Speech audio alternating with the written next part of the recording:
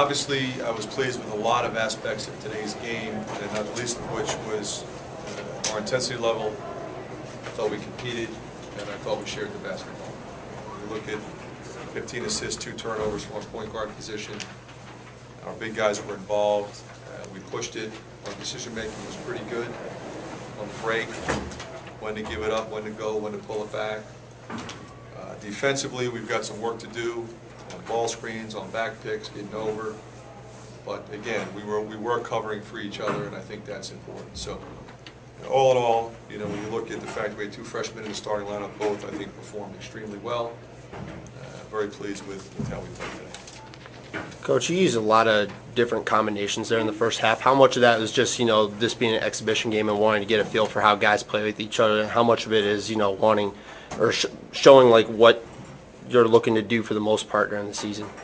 Well, I think if you look at even the starting lineup, that was not a lineup that we envisioned starting. Gayton's out. We looked at Bryce Cartwright in the starting position. We went big today. Felt like with the size advantage, we would go big. Wanted to see Zach at the 3 spot and take a look at Eric at the 2 spot.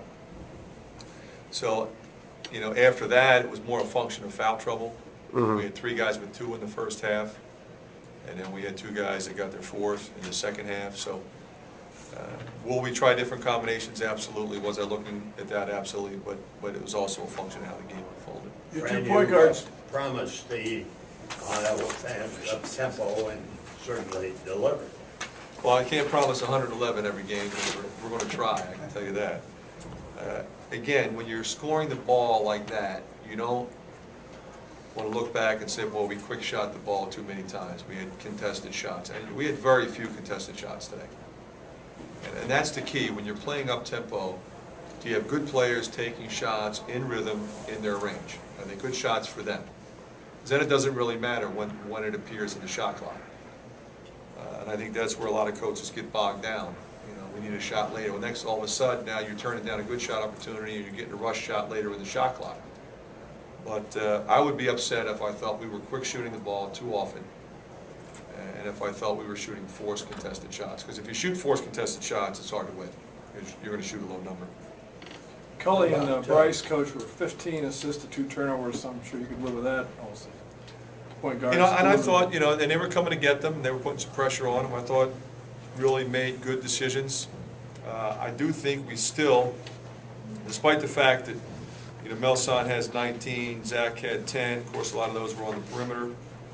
I think Cole's got 6. We got to get the ball inside a little bit more. We missed Browner a few times. We get the big fella running. We got to get him the ball inside, and we emphasize that in practice. When you get the big guys running and they're posted and they're open, we got to give them the ball. And sometimes your offense runs better if you throw it in the post and don't necessarily shoot the ball, but go in and out, and then reverse the ball with action. You even have a better opportunity to score. Both Cully and Bryce seem to penetrate really well in the lane, though. That has to make you happy. Well, they penetrated. They had space. I mean, let's face it. We had a distinct size advantage. So they were fronting the post, fighting the post. So there wasn't as much help on that penetration. So we could draw the defense. I thought Marble did a good job with that as well. Is that a taste of what Melson can do right there, being an active body and getting a lot done, even though some people label him? He's a very efficient player. I think that's a good point. He just, he doesn't try to do what he can't do. He's not going to over dribble. He's not going to be jacking threes. He stays around the basket. Little by little, he's showing on ball screens and moving his feet a little more defensively. But he can block a shot. He can catch and finish around the basket. He's got a jump hook. He can go baseline and dunk the ball, and he's an offensive rebounder. So when it's all said and done, you're going to have some numbers. You talked at Media Day about Eric May maybe benefiting the most from the change in style. Is this kind of what you were talking about today? Well, you know what? When you have a guy like Eric May, you want him to get out in transition and get some easy baskets. And when he does, then he's going to shoot the ball better. He shot the ball well. He's been shooting the ball extremely well. He's driving the ball. He's handling the ball. He's making moves in transition. But what he's also doing is he's penetrating and then giving the ball up. It was about a stretch of 4 or 5 days of practice where he was struggling with turnovers. And it's great to get him out flying, but we don't need him turning the ball over. And he's corrected that part of his game. He's much more under control. He's driving. And if he's not shooting or he comes to a jump stop, and that's what you need him to do. So he was spectacular today, no question. What would you say about your guard play? I thought, for the most part, was efficient. Our decision-making was good. We got points. We've got the ball to the right people. And again, I think, unless you're counting on one particular guard to be a big scorer, what you're looking for your guards to do is engineer victory, and that's what they did. Do you like transition defense too? Just okay.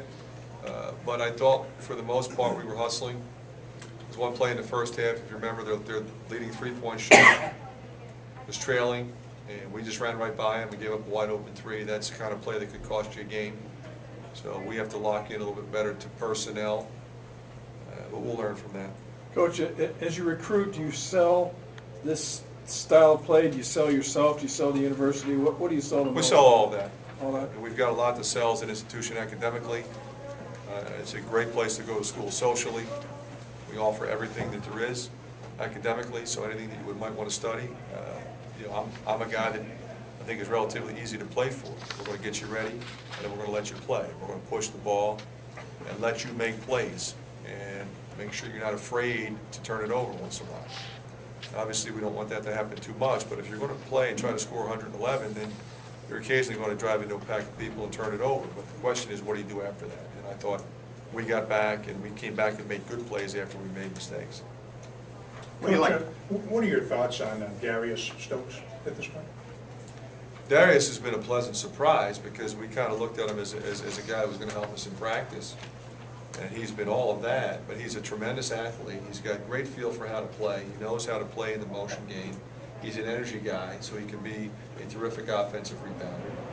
Offensively, he knows that he's limited on the perimeter, but he can score going to the basket with his athletic ability. So he's a guy that, you may not see him again the rest of the year on the court because we may redshirt him. He can play today. Today's the last day he can play. So we'll see. We'll play him if we have to, but we may just use him in practice and save that year of eligibility for him. Coach, the foul trouble today, was that just, do you think, early season excitement, or is that something you guys need to work on? Well, we just got to make sure, if you get three, you can't be chopping. Brommer and Marble both did it. In the first half, you're going to get guys with two. I pull you with two. And so you can play your game in the second half. You don't get three in the first half. So I'm not worried about it other than those two guys fouling when they did. Coach, if I may, you probably covered this before, but T.J. Sayre, how did he get here as a fourth year, as a senior walker? He's a transfer from Creighton.